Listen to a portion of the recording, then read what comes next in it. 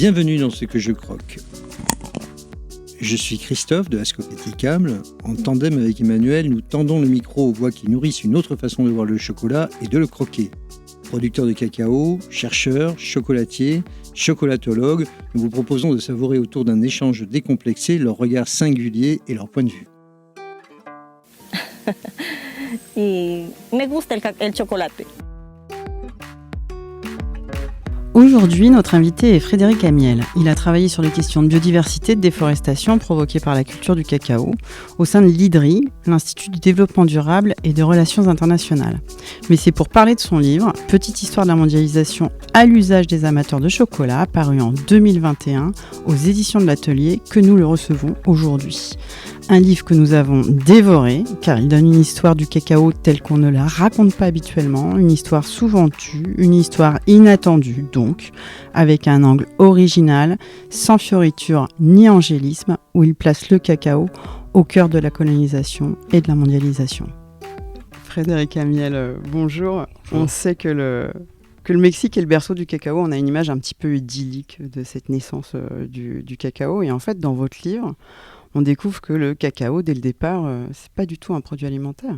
C'est en somme un produit qui va nous donner la mondialisation aujourd'hui. Oui, c'est-à-dire que c'est un produit alimentaire, c'est-à-dire qu'il est consommé par les populations au Mexique, et puis les Européens le découvriront quelques dizaines d'années plus tard également sur le continent sud-américain.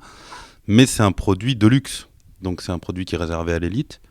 C'est un produit qui est réservé à des usages rituels ou pour des récompenses, notamment pour les meilleurs guerriers dans les sociétés aztèques.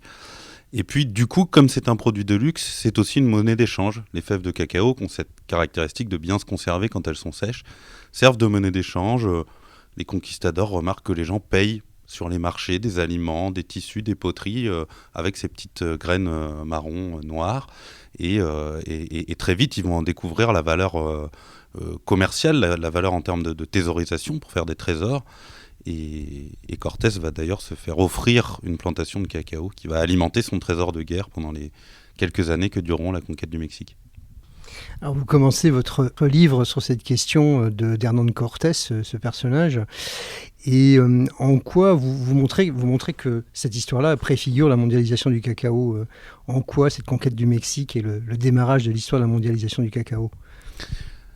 C'est un peu ça qui m'a intéressé, c'est-à-dire que je voulais pas faire qu'une histoire du cacao. Ce qui m'intéressait, c'était de faire une histoire de la mondialisation à travers un aliment emblématique. Et je me suis posé la question de le faire sur la banane, par exemple, ça aurait très bien marché, ça aurait pu marcher sur le sucre. Et du coup, l'intérêt, c'est que l'histoire du cacao n'a pas commencé avec Cortés, en fait, elle a déjà 2000 ans à ce moment-là, c'est-à-dire que les différentes populations les civilisations qui se sont succédées dans la péninsule mésoaméricaine et en Amérique du Sud consomment le cacao depuis des siècles. Mais l'arrivée des Européens, d'ailleurs, d'abord dans notre imaginaire, c'est le début de la mondialisation du chocolat, de sa diffusion en dehors de ses premières zones de production. Et puis surtout, ce qui est intéressant, c'est que quand on s'intéresse à la conquête du Mexique, on s'aperçoit que contrairement à ce que moi, en tout cas, je pensais avant de regarder, c'est pas du tout une conquête religieuse ou une conquête politique. C'est d'abord une expédition marchande. Cortés, c'est un marchand. Il affrète un bateau avec d'autres investisseurs sur l'île de Cuba pour aller faire du commerce sur la côte mexicaine. Et puis, comme il n'arrive pas à trouver l'or qu'il est venu chercher, il décide, après une succession d'épisodes dont le plus célèbre est le fait qu'il ait brûlé ses vaisseaux et sa flotte pour empêcher son équipage de repartir à Cuba, il décide finalement de mener une guerre de conquête. Donc il y a beaucoup de la psychologie du personnage, il y a beaucoup de la désillusion face à son entreprise commerciale qui vont rentrer en ligne de compte, mais l'idée reste quand même avant tout de trouver des débouchés commerciaux pour le commerce avec l'Europe. Mais du coup, quand vous narrez l'épisode de Cortés buvant en fait ce cacao, puisque à l'époque on ne fait pas des tablettes de chocolat évidemment, on utilise le cacao, donc comme vous l'avez dit, comme un produit de luxe dans la classe supérieure, et c'est avant tout du chocolat chaud qu'on boit, une sorte de chocolat chaud. Alors c'était probablement froid, d'après les descriptions qu'on a par les conquistadors. En fait, on a plusieurs compagnons de Cortés, et Cortés lui-même le raconte, mais ses compagnons le racontent avec plus de détails, leur découverte de cette boisson et les sensations qu'ils ont ressenties en la buvant. C'était probablement une forme de mélange de poudre de cacao avec de l'eau, un peu de maïs et beaucoup d'épices, qui donnait un cacao très mousseux, qui était bu froid et plutôt, effectivement, soit comme une boisson rituelle ou cérémonielle, soit comme un réconfortant, on dirait aujourd'hui un complément alimentaire. C'est pour se donner de l'énergie, quoi. C'était un peu le Red Bull de l'époque pour les guerriers aztèques. On buvait son cacao avant de partir au combat ou de partir pour une longue marche. Et les conquistadors notent d'ailleurs la capacité roborative du cacao et sa capacité à faire tenir une personne, même sans manger, pendant une journée après un bol de cacao. Alors le cacao arrive au XVIe siècle en Europe et il se répand petit à petit. Comment se fait ce développement de la consommation ? Alors, il y a eu pas mal d'enquêtes là-dessus, il y a des théories divergentes. On sait le rôle qu'ont joué les cours européennes, puisque la cour d'Espagne est la première à consommer du chocolat, avec le cacao qu'ils ont importé du Mexique, mais aussi avec le sucre qu'ils ont fait venir d'outre-Atlantique, puisque c'est ce mélange du sucre et du cacao qui va donner une boisson plus adaptée au palais européen. Donc on raconte beaucoup l'histoire des infantes espagnoles qui sont mariées à la cour de France et qui vont apporter leur consommation du chocolat, mais ça s'est passé de la même manière pour la Russie, pour l'Autriche, etc. Et il y a sans doute une diffusion plus silencieuse, plus discrète, notamment à travers les congrégations monastiques, puisque les moines voyagent beaucoup à travers l'Europe, de monastère en monastère, au cours de leur vie monacale, et les moines font partie des premiers à maîtriser la fabrication du chocolat, qui est complexe à l'époque, puisque à partir du cacao, il faut faire de la poudre. Cette poudre, il faut réussir à la pulvériser, c'est-à-dire littéralement à la réduire en poudre, puis à la mélanger. C'est un process très long de préparer une tasse de cacao à l'époque. Et les moines font partie de ceux qui la maîtrisent et qui vont la diffuser. Et puis le troisième vecteur, c'est la diaspora des Juifs d'Espagne, qui sont chassés d'Espagne à la fin du XVe siècle et qui vont emporter avec eux non seulement la connaissance de la fabrication du produit, mais aussi des réseaux d'échange, des réseaux commerçants qui vont notamment se fixer en partie à Anvers, en Belgique, et à partir de là, créer des nouvelles routes d'importation du chocolat. Et la couronne d'Espagne, qui gardait jalousement son monopole du cacao, va être débordée par le nord de l'Europe, et notamment par ces réseaux des commerçants juifs du nord de l'Europe. Donc à ce moment-là, on est sur une consommation qui est à nouveau une consommation de luxe, plutôt aristocratique, avec des us, des habitudes, des meubles qu'on va créer spécialement pour le chocolat. Donc on est dans une espèce à nouveau d'image un peu élaborée, mais il vient d'où ce chocolat à ce moment-là ? Ce cacao, il vient d'où ? Qui le produit ? Qui alimente cette consommation ? Alors ce chocolat, à l'époque, il vient essentiellement, donc il vient d'Amérique latine, il vient encore en partie du Mexique et du Guatemala, et aussi de quelques îles des Antilles où il a été implanté, en Haïti, en Martinique, notamment pour ce qui est de la consommation française. Mais le cacao le plus réputé à cette époque, de consommation aristocratique, effectivement, comme vous disiez, vient du Venezuela. Alors, c'est pas limité que à l'aristocratie, c'est aussi d'une bourgeoisie naissante. On sait que dans les grandes villes du chocolat, que sont Bayonne, Anvers à l'époque, et puis petit à petit Londres, Paris, il y a des échoppes dans la rue. Et donc là, c'est plutôt une population bourgeoise qui va venir payer très cher une tasse de chocolat, comme on ferait aujourd'hui d'aller acheter une glace ou une tasse de café, même si, bien sûr, en valeur relative, ça vaut beaucoup plus cher de s'en offrir une. Mais il commence à y avoir ces petites échoppes, ces petites chocolateries qui vont se développer. Et donc, à cette époque, on valorise beaucoup le cacao Caracas, qui vient du Venezuela et qui est le plus réputé. Alors faisons une pause aux Antilles, puisque après cette période de piraterie, de flibuste et de boucaniers, s'installent dans les Caraïbes des plantations esclavagistes, et ça rappelle que le cacao est une des bases du système esclavagiste. Oui, tout à fait, même dès la production mésoaméricaine et au Mexique, puisque une des premières choses que vont faire les Européens en s'installant au Mexique, c'est de réduire en esclavage les populations locales pour cultiver des champs de maïs, de cacao, de canne à sucre, de coton. Et ça va perdurer avec les drames que l'on sait, c'est-à-dire d'abord l'extinction progressive des populations amérindiennes, que ce soit sur la côte et encore plus dramatiquement dans les îles des Caraïbes. Et puis du coup, l'importation de main-d'œuvre depuis le continent africain et l'esclavage. Donc effectivement, ça va être très fort en Haïti, ça va être également le cas en Martinique, en Guadeloupe. Et d'ailleurs, il y a sans doute il y a toute une diffusion du savoir-faire du cacao qui va se faire à travers ces histoires-là, et notamment le fait de coloniser l'intérieur des terres. C'est-à-dire qu'en fait, les îles des Caraïbes restent longtemps plutôt des ports de commerce, et c'est en réalité le début de l'esclavage africain et de l'arrivée d'esclaves africains en grand nombre qui va permettre à un moment donné, ou en tout cas qui va rendre rentable le fait de coloniser l'intérieur des terres qui vont être des terres propices à la production de cacao. Oui, vous faites même un focus sur cette géographie en fait, d'occupation des îles qui montre que progressivement on va effectivement aller vers l'intérieur des terres à force d'avoir cette main-d'œuvre horriblement disponible par l'esclavage. Oui, c'est fascinant, mais alors ça, c'est beaucoup, je cite le travail de François Ruff, qui est un chercheur du CIRAD, qui a beaucoup travaillé sur les modes de transmission de l'agriculture, et notamment de l'agriculture du cacao, et qui revient sur cet épisode dans un de ses livres.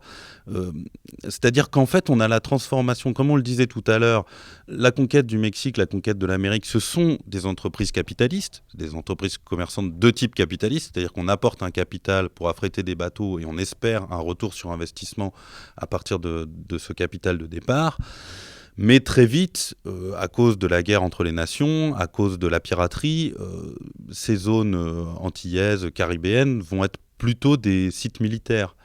Et à un moment donné, notamment des ministres comme Colbert en France, et puis en Angleterre comme Cromwell, qui vont avoir, disons, un esprit plus mercantile que leurs prédécesseurs, vont commencer à chercher à exploiter le potentiel commercial de ces colonies.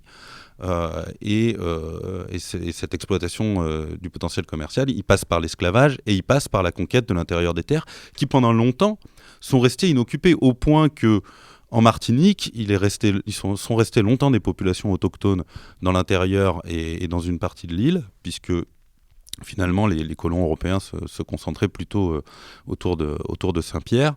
Et dramatiquement, avec l'expansion de l'agriculture, ces dernières poches de vie autochtone vont être balayées, pour ne pas dire massacrées, puisqu'en réalité, c'est ce qui s'est passé en très peu d'années. Alors plus tard, au XIXe siècle, la production de cacao est transférée progressivement vers l'Afrique. Comment explique-t-on ce déplacement de la production ? Alors c'est une des choses les plus complexes à analyser en termes, je dirais, de macroéconomie, puisqu'à ce moment-là, on est déjà sur de la macroéconomie, de l'économie au niveau mondial, avec des quantités assez importantes de cacao qui sont transportées. On commence à sortir de la consommation élitiste pour rentrer dans une consommation, on dirait, plus démocratique aujourd'hui, même si ça peut se discuter. Et en fait, il y a la conjonction de plusieurs phénomènes. Le premier, c'est, et c'est intéressant de relire ça aujourd'hui, c'est une vague de maladies inexpliquée à l'époque, donc inexpliquée aujourd'hui, parce que les archives ne nous permettent pas de comprendre exactement ce qui s'est passé, qui va ravager les plantations de cacao en Haïti, au Venezuela, en partie au Mexique. Ça va très vite. En quelques années, les plantations sont plus productives, sont plus rentables. Ça rappelle ce qui peut se passer aujourd'hui dans certaines zones de Côte d'Ivoire, par exemple, avec pareil, des maladies qui se répandent très vite et qui sont liées sans doute en partie à l'âge des cacaoyères et en partie à la monoculture qui a été installée par la culture coloniale, alors qu'auparavant, les plantations étaient plus diversifiées. Et puis le deuxième phénomène, c'est l'apparition d'un cacao plus proche, plus accessible sur l'île de Sao Tomé, dans le golfe de Guinée, puisqu'il n'y a pas l'Atlantique à traverser, même s'il faut quand même remonter toute une partie de la côte africaine. Et du coup, la conjonction de l'émergence de ce boom cacaoyer santoméen et de la baisse de production du cacao au Venezuela et au Mexique va petit à petit déplacer la production de cacao qui, en quelques années, va vraiment se retrouver majoritairement sur le continent africain, en tout cas aux portes du continent africain, sur ce petit archipel de Sao Tomé et Principe. L'île de Sao Tomé, qui se trouve au large du Gabon, est donc une colonie portugaise, et vous expliquez que finalement le système cacaoyer qui s'y implante est très remis en cause à l'époque, puisqu'on est sur un système proche de l'esclavage lui aussi. Oui, l'histoire de Sao Tomé, elle est dramatique, comme toute l'histoire de l'esclavage et du colonialisme, mais particulièrement par le cynisme du système qui a été mis en place. Pour avoir visité l'île, la façon dont les gens le racontent, c'est encore avec beaucoup d'émotion. C'est-à-dire qu'il faut vraiment imaginer une petite île, hein, c'est pas très grand, ça fait une vingtaine de kilomètres de diamètre. Et cette île volcanique autour d'un piton rocheux a vraiment été organisée pour une production maximale. Donc vous avez des plantations de cacao qui sont sur tout le pourtour de l'île. Chaque plantation a un accès à la mer. À chaque accès à la mer, il y a un port. Et entre chaque port et chaque plantation, il y a une ligne de train. Et donc, on a ces esclaves qui vont produire le cacao. Le cacao, il est amené jusqu'à la côte, il est récupéré dans les bateaux et il part en Europe. Et ce qui est dramatique, c'est la situation insulaire de Sao Tomé. Et en fait, on fait venir des travailleurs. On est à la fin du 19e siècle. Hein, l'esclavage a été aboli dans quasiment toutes les colonies européennes. Et donc, ce ne sont pas des esclaves au départ, ce sont des travailleurs qu'on embauche pour un contrat de 7 ans, essentiellement au Gabon et en partie sur la côte congolaise. Et malheureusement, au bout de 7 ans, les familles ne voient jamais revenir les personnes qui sont parties parce qu'on les empêche de partir. Et puis parce que souvent, elles sont mortes avant de pouvoir rentrer chez elles, puisqu'on a un taux de mortalité effrayant. Et la plupart des travailleurs embauchés sur ces contrats de 7 ans n'atteignent même pas le bout de leur contrat. Et ça, il faudra attendre le début du XXe siècle et les premières missions des grands reporters anglais pour que l'Europe prenne conscience de ce qui est en train de se passer sur l'île de Sao Tomé. Oui, mais vous le soulignez avec cet auteur anglais qui fait un livre enquête, donc vraiment comme un grand reporter, comme on l'imagine aujourd'hui, très facilement, où au tournant du XXe siècle, il se rend sur place et il découvre effectivement que, contrairement à ce qu'on avait pu imaginer, penser, il y avait toujours de l'esclavagisme et qu'il avait été potentiellement aboli, mais qu'il se pratiquait allègrement. Oui, c'est très intéressant parce que ça rappelle des situations dans lesquelles on peut se trouver aujourd'hui, alors qui sont parfois moins dramatiques, mais parfois tout autant, avec cette espèce de dialogue à 3 voix entre l'opinion, les consommateurs et consommatrices qui commencent à exprimer une inquiétude parce qu'on commence à avoir des échos de ce qui se passe quand même. L'industrie, donc à l'époque, la grande industrie anglaise, c'est Rowntree et Cadbury essentiellement, et puis un peu Fry, Rowntree qui va être acheté par Nestlé ensuite, et Cadbury qui reste aujourd'hui un grand producteur de chocolat. Et puis cette troisième voie, ce troisième pouvoir, on dirait en sciences politiques, qui est la presse et qui commence à émerger. Alors effectivement, on est quelques années avant l'émergence des grands reporters, des Kessel, des Albert Londres, des Jack London, et ça commence à être vraiment le pouvoir de la presse et de ces récits-là. Et donc ce journaliste anglais va se rendre sur l'île de Sao Tomé, voir ce qui s'y passe, rendre compte, raconter, et en fait on va se rendre compte, une fois que le scandale éclate par la publication de son livre, qui est d'abord une série d'articles dans les journaux anglais, qu'en fait les industriels ont envoyé leur propre enquêteur qui a rendu les mêmes conclusions, mais qui ont attendu que le scandale soit public pour véritablement arrêter d'acheter du chocolat et du cacao à Sao Tomé. Et aujourd'hui encore, qu'est-ce qui explique ce délai qui est de l'ordre de 1 ou 2 ans entre la connaissance des faits et la décision d'arrêter d'acheter est débattu? Est-ce que c'est pur cynisme? C'est-à-dire que certains diront en fait ils ont attendu que la production, notamment au Ghana, soit suffisante pour remplacer la production santoméenne avant de répondre à l'appel au boycott. Il y avait un appel au boycott très fort dans la société anglaise à l'époque sur Sao Tomé. Et puis d'autres diront, et c'est la défense des industriels qui ressemble à celle qu'on peut entendre aujourd'hui, si on n'est plus là pour acheter le cacao, on ne peut plus peser pour améliorer la situation des travailleurs et des travailleuses. Et donc en fait, notre devoir, c'est de rester sur place pour représenter la civilisation, pour représenter les droits humains, etc. Et si on quitte Sao Tomé, d'autres viendront qui respecteront encore moins les règles du jeu. C'est leur défense à l'époque, en tout cas. Ça ressemble à des choses qu'on peut entendre encore aujourd'hui. Alors, à la fin du 19e siècle, le cacao s'étend au Nigeria, au Ghana, dans les colonies anglaises. Et là, vous soulignez qu'en fait, il y a une volonté de la puissance coloniale de produire du cacao, mais également une dynamique qui semble plus endogène, avec une prise en charge par les producteurs, par les paysans, de cette nouvelle production qu'est le cacao. Oui, tout à fait. C'est l'explosion ghanéenne du cacao qui va devenir le premier producteur mondial de cacao au début du XXe siècle et qui est considéré comme un cas d'école effectivement de dynamique endogène avec des producteurs qui vont d'eux-mêmes se transmettre les savoir-faire, décidé de se lancer dans la production de cacao, et du coup cette multiplication de petites familles de producteurs du cacao qui caractérisent encore aujourd'hui la production de cacao, c'est-à-dire que ce ne sont pas des grandes plantations, ça n'appartient pas à des grands groupes industriels, mais ce sont des familles, ce sont des plantations familiales qui se regroupent ensuite en coopérative ou en groupe de travail et qui vont vendre leur cacao ensuite à des intermédiaires.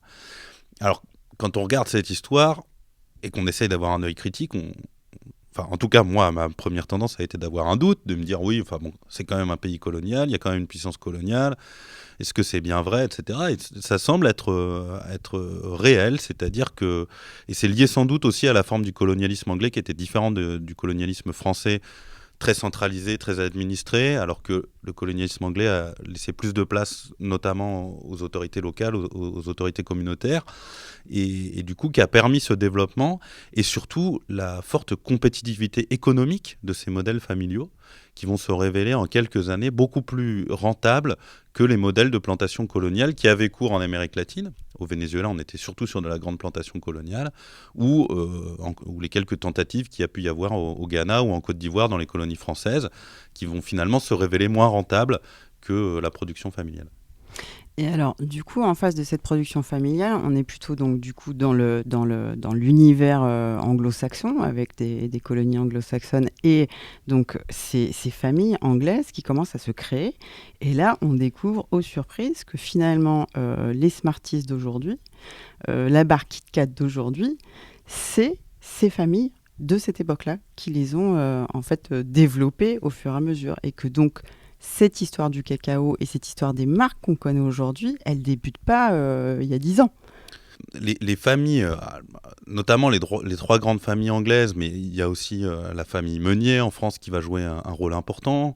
Il y a la famille Hershey aux États-Unis, qui a encore une grande marque de cacao au niveau mondial. Et puis les familles suisses, bien sûr, Lindt, Nestlé, qui vont développer leurs produits. En fait, se lancent dès ce moment-là, en fait, dès la fin du 19e siècle, dans un système qui a déjà toutes les caractéristiques de notre société de consommation aujourd'hui. C'est-à-dire, en fait, se distinguer du concurrent, produire plus seulement des tablettes de chocolat, mais des bonbons au chocolat, avec un emballage, avec une forme. Donc à l'époque, donc le Kit Kat, qui reste aujourd'hui la barre de chocolat, ou disons de produits chocolatés la plus consommée au monde, elle naît à peu près à cette époque-là en Angleterre. Les Smarties, les larmes de Hershey's qu'on connaît moins en Europe, mais qui reste aujourd'hui un bonbon au chocolat très consommé en Amérique du Nord, datent de cette époque-là. Et puis ensuite, ils vont traverser les décennies. Et ils répondent à cette nécessité, à un moment donné, pour ces producteurs, d'écouler une production toujours plus importante. Et l'histoire de on appelait ça les capitaines d'industrie, de ces capitaines d'industrie du chocolat, qu'ils soient français, anglais ou états-uniens, s'inscrit complètement dans la dynamique du capitalisme du début du XXe siècle, et tout à fait comparable au succès d'un Ford dans le secteur dans le secteur automobile, par exemple, ou d'un Edison dans le secteur de l'électricité, etc. Parce qu'en fait, si je comprends bien, on n'a pas cette idée, on n'est pas passé de ce breuvage bu froid puis bu chaud à une tablette. On a une telle production de cacao qu'il faut écouler, et du coup, je me retrouve avec des produits qui contiennent de moins en moins de cacao. Et on passe sur des produits chocolatés. Qu'est-ce que vous entendez par là, produits chocolatés ? Oui, alors souvent je dis produits chocolatés, mais c'est notamment pour le public français qui imagine des tablettes de chocolat et notamment du chocolat noir. Mais il faut comprendre que la consommation mondiale de cacao, elle se fait surtout à travers des produits dans lesquels il y a une faible teneur en cacao. Il y a beaucoup plus de sucre que de cacao. C'est généralement du chocolat au lait, et du chocolat au lait très sucré et peu chocolaté. Et puis en plus, si vous prenez une barre Kit Kat, dedans vous avez du biscuit, etc. Donc je veux dire, la part de cacao pour moi, c'est pas comparable une barre Kit Kat avec une tablette de chocolat noir à 52 ou à 70%. Donc c'est pour ça que j'essaye de faire la distinction, même si on pourrait débattre de ce seuil. Quoi qu'il y ait un seuil européen depuis quelques années, qui est fixé à 30% de cacao, 32%, j'ai plus exactement le chiffre en tête. Et effectivement, comment se fait cette transformation ? C'est pas très évident, mais probablement qu'il y a effectivement une articulation entre plusieurs événements. D'abord, technologiquement, mais aussi gastronomiquement, on invente des nouvelles recettes. Et notamment, on invente la tablette de chocolat. Comme je disais tout à l'heure, la boisson chocolatée qui était consommée par l'aristocratie du XVIIe et du XVIIIe siècle, elle est longue à préparer. Et on trouve d'ailleurs dans la littérature des descriptions de cette préparation du cacao, du temps que ça prend, du fait que vous avez des domestiques qui sont payés par les personnes les plus riches uniquement pour préparer le chocolat. Parce qu'il faut le préparer 2-3 fois par jour, et puis comme ça prend 1 heure de préparer une tasse de cacao, plus le temps de chercher les ingrédients, de laver la vaisselle, etc., finalement vous occupez une personne toute la journée à préparer des tasses de chocolat. Donc ça, forcément, c'est pas accessible à tout un chacun. Et il y a 2 révolutions techniques qui vont permettre de rendre accessible le chocolat à des personnes qui n'ont pas le temps de le préparer. C'est la tablette, qui est inventée en partie par Meunier, en partie par Lindt en Suisse, à travers différents processus qui vont permettre d'obtenir ce chocolat qui ne font pas à température ambiante, qui est cassant, mais qui font vite dans la bouche. Donc c'est plusieurs décennies quand même d'essais et de recettes différentes pour en arriver là. Et puis ensuite, c'est le cacao soluble. Donc ça, c'est l'invention de Van Houten aux Pays-Bas. C'est-à-dire réduire le taux de gras dans la poudre de cacao et puis lui apporter un traitement, on dit un traitement alcalin, enfin c'est chimique, on apporte des sels en fait, certains types de sels qui vont permettre de le rendre plus soluble dans l'eau et dans le lait, et donc de se préparer une boisson chocolatée en 3 coups de cuillère, ce que tout le monde fait aujourd'hui le matin. Un petit mot peut-être quand même sur Meunier, puisque vous l'évoquez, qui est quand même l'expérience française, qui est une grande entreprise française assez particulière, qui a été rachetée par Nestlé par la suite, et dont le siège est ici à Noiselle, tout près de Paris. Est-ce que vous pouvez nous raconter un peu cette expérience ? Meunier, c'est intéressant parce qu'il reproduit, sans concertation a priori, ce qui s'est passé dans beaucoup de grandes chocolateries, c'est-à-dire également en Angleterre et aux États-Unis. C'est-à-dire ces grandes entreprises de ce qu'on appelle un peu de paternalisme industriel, c'est-à-dire que la famille développe une technique pour produire la tablette de chocolat. En gros, ils vont inventer le moulage de la tablette de chocolat, que Lindt va améliorer dans la recette, mais pas dans la technique.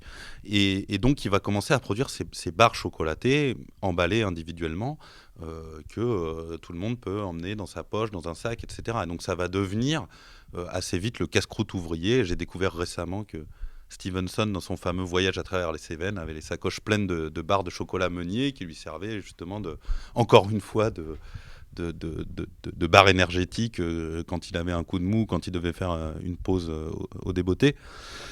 Donc ça va vraiment changer la consommation, parce que vous avez cette barre de chocolat Meunier qui se conserve bien, qui se transporte, etc.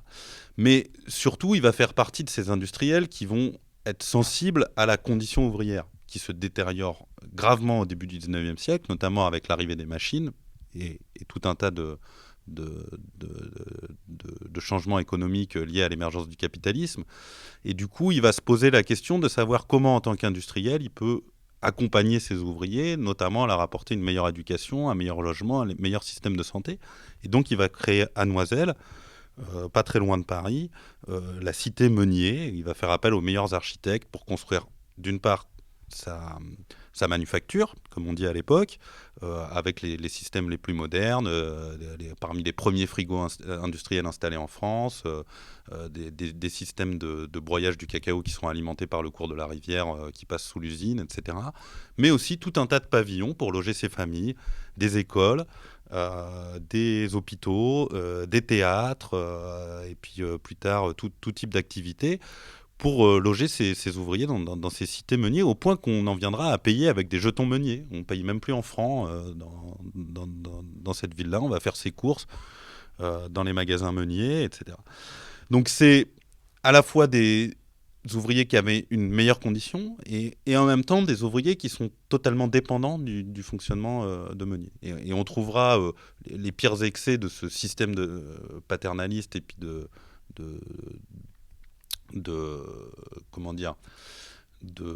d'économie interne des entreprises, quand on lit les récits un siècle plus tard de Steinbeck, dans Les raisins de la colère, etc., toute la grande dépression américaine va fortement impacter ces modèles paternalistes qui se sont aussi développés aux États-Unis dans les plantations, et où en fait les ouvriers étant à la merci de leurs employeurs, quand la crise frappe, ils se retrouvent aussi comme une valeur d'ajustement pour l'économie de l'entreprise. Mais bon, on n'en est pas encore là à l'époque.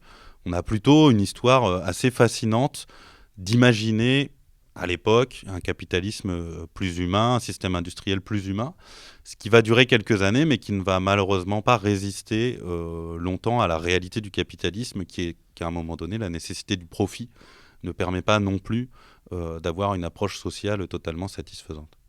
Alors on voit aussi qu'au-delà du format du produit, facile à mettre dans sa poche, à emporter, il y a le développement du slogan, de la publicité et d'images associées au chocolat qui aujourd'hui nous paraissent complètement outrageantes. C'est-à-dire qu'on voit apparaître cette espèce d'idée que le chocolat, c'est la douceur de vie coloniale et que tout le monde s'en satisfait. Et puis, effectivement, on invente la publicité autour du chocolat pour faire consommer. Oui, parce qu'en fait, le chocolat, comme beaucoup de produits à l'époque, vont être pris dans ce que Marx a décrit à la fin du 19e siècle comme étant un des paradoxes internes du capitalisme, et notamment ce qu'il appelle la baisse tendancielle du taux de profit. Alors c'est un terme un peu technique, mais en gros, ce que ça veut dire, c'est que plus vous voulez produire, plus vous devez acheter de machines. Plus vous achetez de machines, plus vous investissez d'argent, moins vous faites de profit pour chaque produit vendu. Moins vous faites de profit par produit vendu, plus vous devez vendre de produits pour continuer à faire du profit. Et donc finalement, les entreprises capitalistes, et le chocolat ne fait pas exception, se retrouvent prises dans ce cercle vicieux. Pour vendre plus, on invente la publicité, la réclame. Donc à l'époque, on va vous dire absolument tout et n'importe quoi sur le chocolat, vous dire que ça va vous faire vivre centenaire, vous dire que c'est bon pour les enfants, que les enfants qui ne mangent pas de chocolat vont finir rachitiques, que les enfants qui mangent du chocolat sont plus intelligents. Donc vous avez tout type de publicité, des plus farfelues aux plus classiques.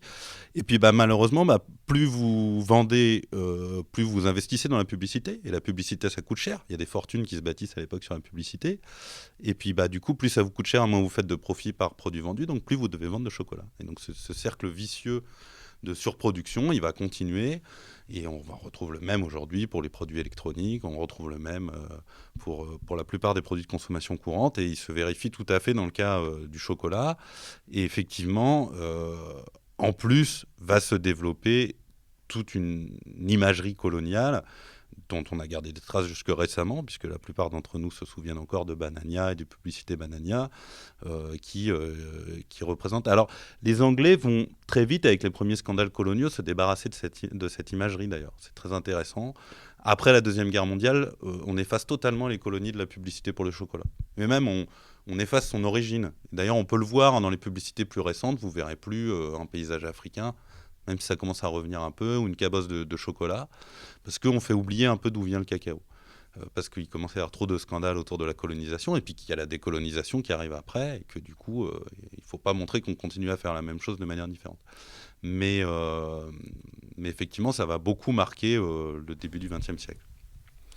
Alors, lorsqu'on regarde cette histoire fantastique du cacao et du chocolat, toute la période coloniale, et puis cette mise en œuvre des grandes entreprises de chocolat, comment cette histoire arrive aujourd'hui, comment on parvient aujourd'hui à la situation actuelle avec cette formidable concentration du marché, avec quelques acteurs qui concentrent l'ensemble du marché, et qui est finalement le résultat de cette histoire qui logiquement aboutit à cette situation. Oui, c'est-à-dire qu'en fait, si on reprend sur ce qu'on disait sur le cercle vicieux du capitalisme, c'est-à-dire je produis plus, donc je dois vendre plus, et si je vends plus, je gagne moins d'argent par produit, donc je dois continuer à produire plus pour vendre plus, à un moment donné, ça s'emballe. Et comment ça s'emballe ? C'est-à-dire que puisque la solution, c'est seulement la fuite en avant et de continuer à produire plus et à vendre plus de produits, une fois que vous avez saturé le marché, c'est-à-dire que tout le monde à peu près, en tout cas en Europe, a une consommation de chocolat qui peut difficilement commencer, commence le jeu des fusions-acquisitions et de la concentration. C'est-à-dire que les plus grosses entreprises vont absorber les plus petites, et puis une fois qu'elles ont absorbé les plus petites, elles vont absorber les moyennes, etc. C'est comme ça que vous avez des empires du chocolat qui ont été rachetés par d'autres empires qui étaient des fois un peu plus gros, ou un peu plus malins, ou un peu plus habiles dans les jeux financiers. Donc Rowntree, Meunier, qui vont être achetés par Nestlé, et puis d'autres histoires similaires, pour en arriver à la fin du XXe siècle à 6 grandes entreprises qui dominent vraiment le marché avec une concentration phénoménale, qui domine le marché du chocolat et des produits chocolatés. Donc Nestlé, Mondelez, vous avez Cadbury, Hershey's, et puis Mars, toutes les barres chocolatées sont parmi les principales entreprises qui vont régenter aujourd'hui ce marché du chocolat et du cacao.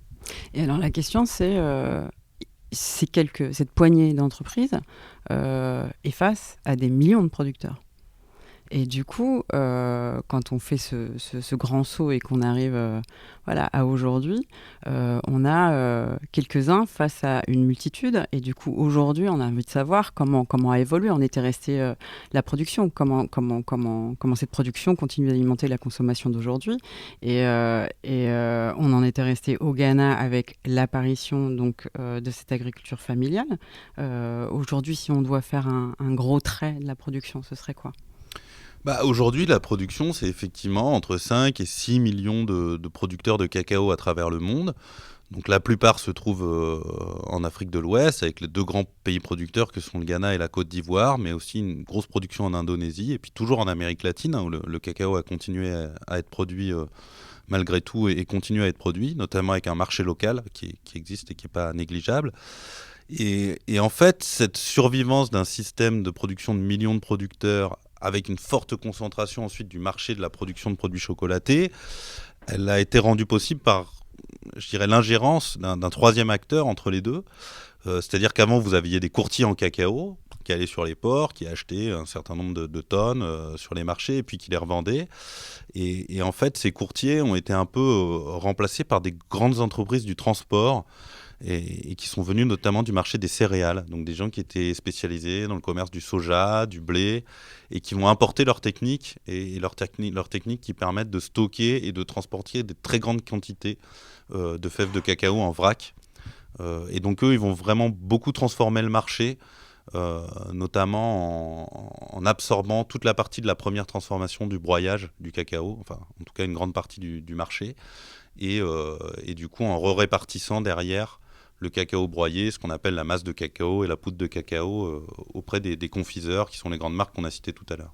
Peut-être revenir sur cette image du vraquier, parce que c'est très impressionnant, on ne l'imagine pas, c'est-à-dire qu'on visualise, nous, citoyens français, ou en tout cas citoyens consommateurs français, des sacs en toile de jute avec du cacao ou des fèves de cacao à l'intérieur. En fait, il n'en est rien sur la majorité du cacao transporté à l'heure actuelle.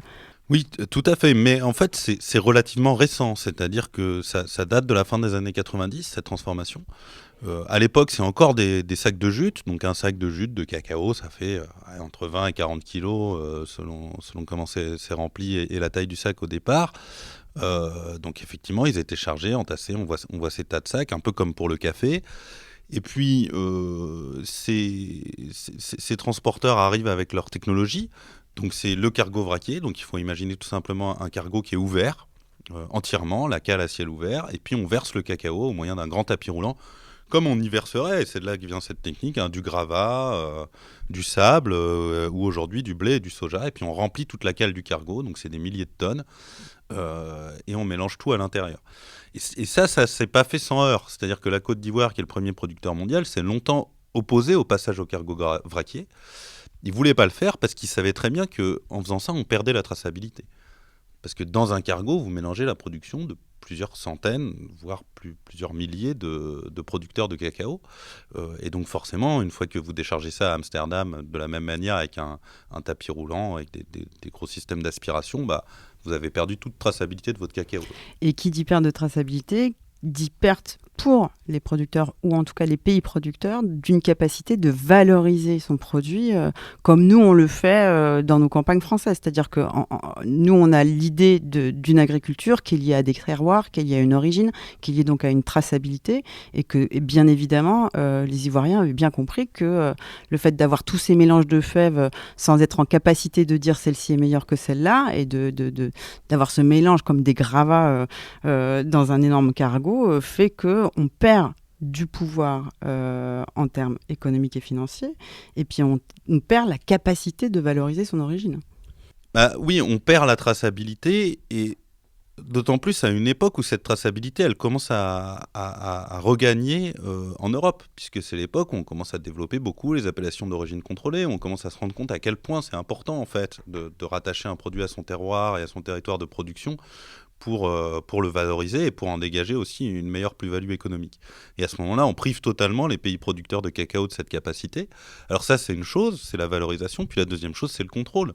C'est-à-dire qu'une fois que vous avez mélangé tout le cacao dans un cargo vraquier ou dans un silo, ça devient très difficile de contrôler l'origine de la production. Et le début des années 2000, c'est aussi les premiers grands scandales médiatiques autour du travail des enfants en Côte d'Ivoire. Et donc, les entreprises ont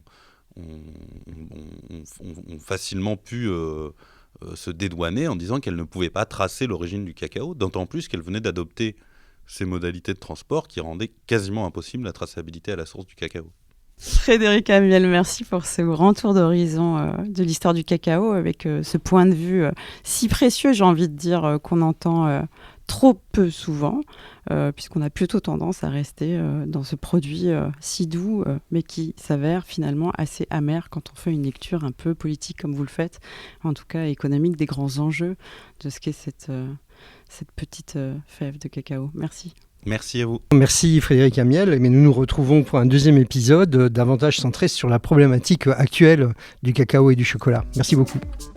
Vous avez savouré cet épisode ? On vous invite à le partager et à le propulser sur votre plateforme d'écoute préférée en lui mettant de jolies étoiles. Si la lecture de la petite histoire de la mondialisation à l'usage des amateurs de chocolat vous tente, on vous donne un petit coup de pouce avec un jeu concours sur notre page Instagram Éticable pour croquer l'opus de Frédéric Amiel.